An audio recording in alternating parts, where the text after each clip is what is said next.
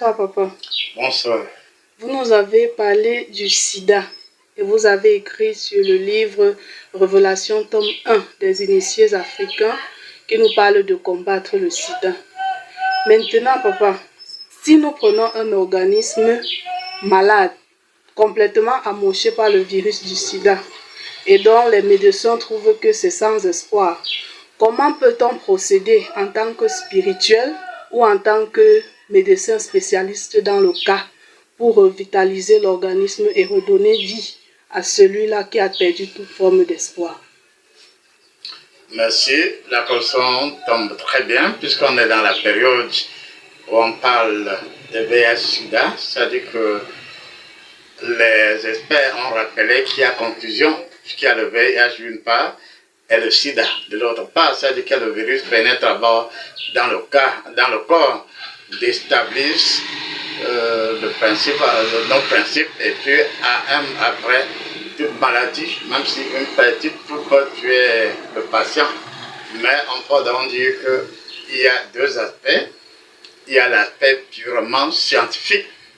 Selon l'aspect purement scientifique, quand on dit les thèmes sur combattre le sida, on se rend compte qu'on fait appel à l'ordinateur, on décrit le virus dans ses composantes et on sent qu'il y a beaucoup de mutations, puisqu'il y a la possibilité de rompre la coquille, de la reconstituer, il y a la possibilité de toucher les peptides, les enzymes et autres. Donc ça veut dire que c'est en réalité, comme vous l'avez dit, on a dit même au niveau de nos médias, que c'est en réalité un virus suffisamment intelligent.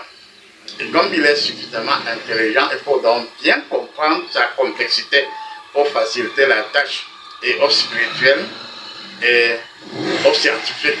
Donc le spirituel doit savoir qu'étant donné la complexité, si on est déjà à la phase finale, puisqu'il y a plusieurs phases, il y a la phase finale où on ne peut rien, c'est-à-dire que tout l'organisme est atteint et puis il n'y a rien à espérer. Cependant, même scientifiquement, il est vrai qu'on n'a pas encore toutes les possibilités. On peut remonter à la cellule souche, comme même dans le thème qu'on va voir, c'est-à-dire la lumière orange. Donc en termes simples, la lumière orange, c'est la première lumière, puisque si on prend d'autres études, on peut se rendre compte que quand on a le corps humain avec les chakras, la première couleur, c'est vraiment l'oranger. Et puis à ce moment-là, on peut dire que c'est trop proche de la nature. Et c'est pour cela que l'oranger peut nous permettre de visualiser. On s'est dit dans le thème, on peut visualiser le virus.